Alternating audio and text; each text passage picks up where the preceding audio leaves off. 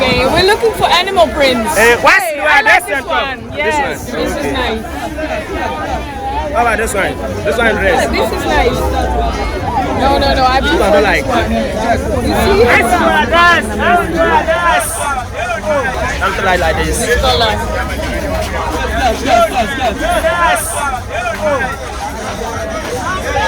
This one's also nice.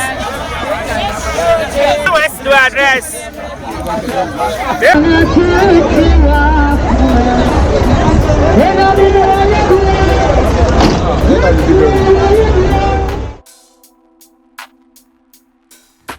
The first place, like in the first time. Yeah. So I came here to work at Accra Polytechnic, or like it was an exchange program. It was back in 2006, which is a long time. That's a long So don't ask me how old I am.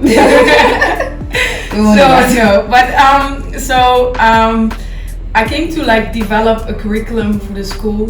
And the textile department needed some improvements, so that's why I came at the first place. But I was here 6 weeks, and I felt like so energetic, and I was flowing, and it's so colorful. Like, and I was like, this place, I need to go back. So after I graduated, I needed work. I was just finding reasons to come back. That's basically the story. I don't think I can count it on my two hands. But like every year. Yeah, there was a time that I moved like for Asia for a number of years, and then so let's say from now, like the last 6 years, I'm coming every year, a couple of times. But then there was, of course, shit hit the fan, and there was COVID. So I've not been here for 1.5 years, but now I'm back. I found my space to live. Yeah. So basically, I'm on the second-hand clothing, on the Obrigou subject, like research for many years, and I think in the first place I came to observe it, but I feel like in the position now that I can respond to it more from knowledge and understanding, and so the work I'm gonna work for the OR Foundation, and basically we're a lab space or a space where we test the waste for the different types of waste for upcycling. But my personal goal is like just fashion education, the intersection of fashion education and environmental justice, because I feel like it's like that whiteness clothing is a sender-receiver perspective. So it's a sender-receiver story that I want to narrate, and I want to give people voices to join that conversation.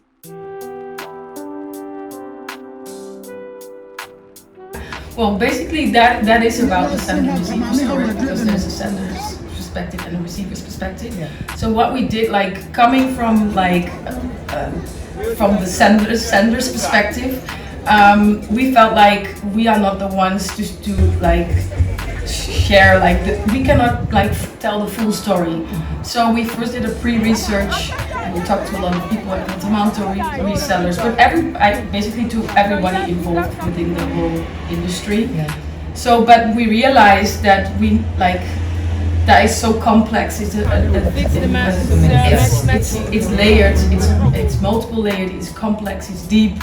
And so we felt like we needed like an artistic response. So because both of us, we use art as a tool to communicate. So basically, we invited 10 artists from Ghana, and we gave them budget because we received a fund for it in the Netherlands. So that made it possible to provide them budget with the question: one man's trash is another man's treasure, or should we say, one man's food is another man's poison? So, and then the 10 different artists, like they worked on something, and that was what the exhibition was leading to.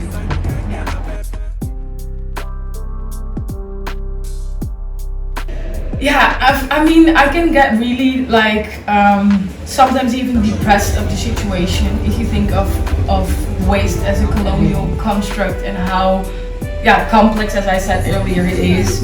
And then the macro perspective of it is really, it's difficult to balance out, because sometimes if you focus too much on the macro, you get lost, you get frustrated. Money, and we talk about money, capitalism, consumerism, blah blah blah. But when I go to Kant, like Kant is real, the people are real, the hustle is real. They laugh with me, they laugh at you. Like it's just a vibe, and the people make it alive. Like it's alive always, and I think that it's just fuel in a way. Like just going there today. Sometimes you have days that you don't feel it, and today was also a bit like people were agitated and sharp. But in the end, like if you talk to them and you make conversation or you make joke, that's the way to enter. And that's also how I got to know a couple of resellers and have friends around. Yeah, of course you have the bend down boutique, so that is the place where I first like. That's approach. The first approach. I call it the place that is always in my head is a shoe sea. It's just especially on Saturdays. It's like a river. It's like so many shoes. That's of course like you have the sections, you have the paved parts, but it is like everybody. I mean, if you think of first, second, third, and fourth selection, everybody has to. Like, if you have one bale of clothing, there are a number of people. Let's say 5 people that have to make profit from that one bale. So it's a gamble because, of course, as a reseller, you kind of know where to go for the better brands, and that's Global North, Canadian, like your supplier chain. Exactly, but still, because a lot of bills that they let's say they poison them with scraps to fill it up. So for every retailer or reseller, it's a gamble. You never know what you get. What volume of crap and good stuff you so get. And therefore also back in 2018, 19, I don't know the reason, like very reason, but there was also, they were complaining a lot about the taxes because the government ours. So it's in many ways, even if I look at the bill, how the bills are like the food, like the footprint of one bill is insane. If you compare it to the people in Ghana or just resellers in Ghana that cannot even leave the country. You think of one item, how many kilometers it traveled in compared to and to become undone. Yeah. Literally. Yeah. Okay.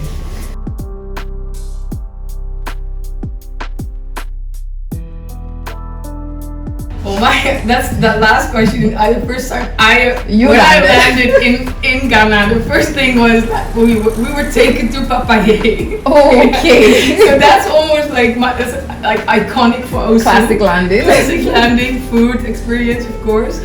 But if I think of Osu, like Osu is the heart of Accra, and it's also the heart of Bobrunis. So because we are seen around here much. But I've comparing to back in the days 2006 and now, people are used much more to white, like Obruni white people. So that makes it easier for me to move around and not being targeted all the time. But Osu, for me, is more like the side streets. Of course, you have Oxford Street, and a lot of things are happening there. But for me, it's more like you're going, Osu has also, talking about layers. Yeah. Osu is multiple layers, especially this Lokko Street, that's also Osu, the area around here. If you go to Osu Beach, that for me is also a place where where of course waste is around, is dumped. Yes. So, and Osu is about if I think of something very positive about Osu, is that the people are friendly. If I go to the bar around the corner and I buy abensu, there's someone, she's always wearing a t-shirt with smile. She has a smile and she stands there and she can get handing out beers and drinks and she's smiling there. And I'm she makes my day. Or the other time that I came here now, one guy just helped me out with my MTN fucks it up again, and it's difficult for me to really understand how the Momo works. Yeah. Then a guy would just help me for 1.5 hours just to make it work. And I'm he was just there. He was just there, didn't even want something. He just wanted to help me. That's nice. So that's Osu for me. And then only one thing that I've seen changing very recently, but that's everywhere, and that's inherent to Ghana or let's say Accra, is that street vendors are disappearing because their spaces are gone, like limited. And every time I would know my places for food, proper food. And those are more And limited. like even it's hard to find these days. Like if I want kelewele, like in Oxford Street, there were 3 places I could go. You won't find anymore. It's West. Yeah, I think the introduced concept of luxury is of course westernized, and I see what I see is really a strong relation to American luxury, like big cars, like the way people like even the way they dress, but also how they decorate space. That's changing, and you see the rich are becoming more rich, the poor are becoming more poor. But then again, like.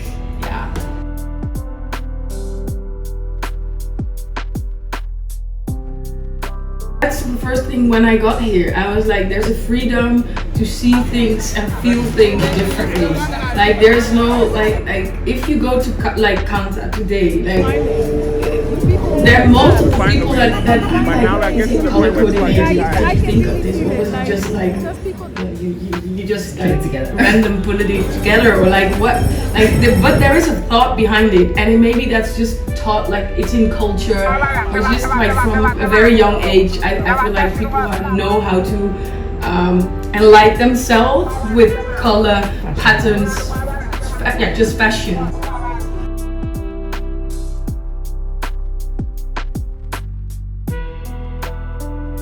Of course, like secondhand clothing, really the influx of the amount of the influx of secondhand clothing is really, I mean, it's affecting the visual culture here too, and it affects the way less people go to tailors. I mean, there's the bunch of stuff coming from Asia now. So yeah, but I do really like see within like talking about fashion, as broad as fashion is, like clothing fashion is also not the same, but I can tell that will be forever within your culture, like you know.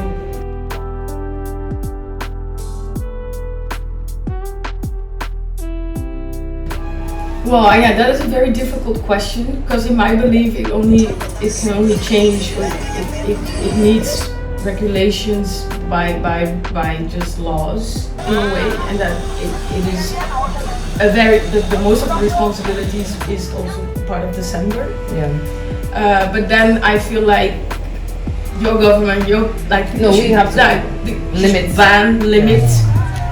But then it's so complex, and what the neo-colonial part of it is that it created like a dependency. And things. Yeah. And there's so many people relying on it because it's their income. And a lot of people, of course, working at Kantamanto, they don't realize the structure behind it. For them, it's just like if you have to think of what I'm gonna eat tomorrow, then you don't worry about the whole waste part of it. So it's just privilege. Like I feel privileged, and I am privileged to be able to see it from both sides, vice versa, and then to be able to respond to it. But I feel like the educational part is about to start, and it's very important, like local house, like you, like that there's like a conversation starting on the subject with people from here, like a like-minded group of people that acts and works together and not against each other.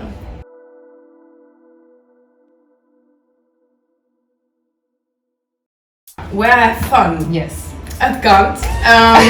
Aside Kantamanto, I am always okay. Oh, that's an interesting one. I go out.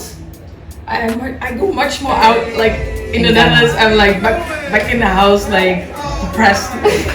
No, I go out here to places. In the beginning, used to be the container that I had fun. But the container is not the Lisa's container is not the same. It changed. I always like my people that I really like and talk to, like at Republic. It's always a place to go, and it's fun talking. Then I also really like to escape Accra from time to time, because I feel like the country is not Accra, it's so much more. And in the beginning, I was spending much more time in Kumasi and even in the north. I've been a couple of times, because Bolga, for instance, it's like different vibrations. Yeah. But that's fun. Yeah, fun, and fun is just Travel. within people here. So it's the people that I've met which make me happy and make me smile. Yeah, I do, but I feel like I'm frozen here. I'm like every time like, okay, I can dance, but if I see people around me like, I'm like, are you sure? Like, maybe my hips need to Be a bit more flexible. yeah. So always there's like a Ghanaian song. Well, it's funny that you asked me because I've been thinking about this earlier because I lived quite a while in Crocodile. Okay. And there were my neighbors, like 6 o'clock, they would start playing music. Also sound pollution is a thing. It doesn't matter like what time, you just play. Like, so my neighbors, they have track, that I don't know the musician, but there's Hinimi of Kojo Awanti. There you go. He's a classic. He's like, oh, you like the classic musician. I like the classic, but Hinimi is my favorite song then. And then there's a couple of other songs that I really like. But Okay. Jealous, but that's not. It's not. I think he's Nigerian. Okay. So Fireboy. Yeah, I think so. Very. How's your relationship? It's one word answer. Food. Food? Is bangku tilapia Duncan? But food, yeah, bangku tilapia is my favorite food. Great. I don't really like fufu too much, but kenke is fine, and I go with all the other. You like the most sour doughs? Yeah, sour thing.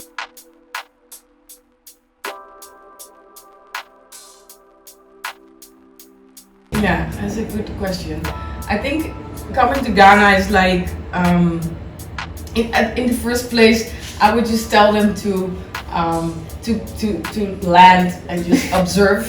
Just observe for a couple of days, especially also because coming to like if you're like, let's say foreign people, what like you need to first like, you cannot just like grab everything. You need to observe the environment. That's your role within the first place. Observe it. And then slowly respond to what is people bring to you, because people will bring so much.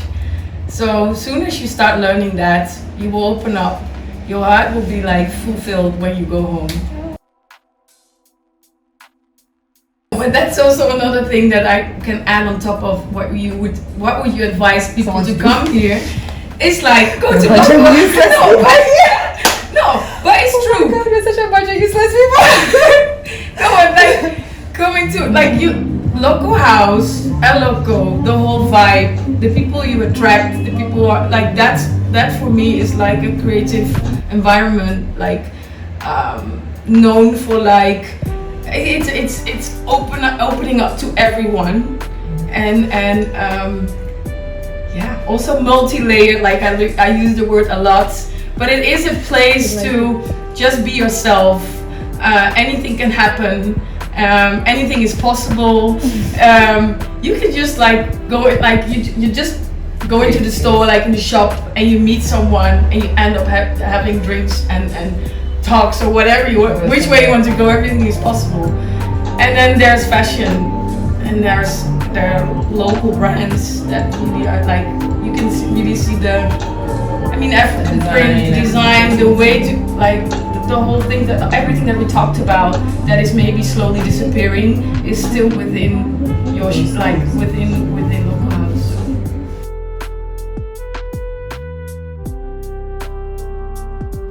house.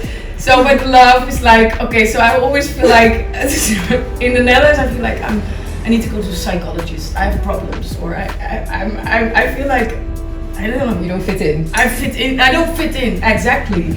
And then as soon as I come here, I'm like, oh, the sun is shining, people are nice, there are guys, like, oh yeah, and they also tap into my energy, and it's really easy to, I mean, of course it's also too much at a point, but there are really nice guys, and I've met very nice people, and then like 2 of them were quite serious that I still have like close friendship with, but at the moment I'm just enjoying my own vibe. Nice. I'm just sliding through. Yeah. Okay. Yeah, it's like zigzagging, like That's cars do here.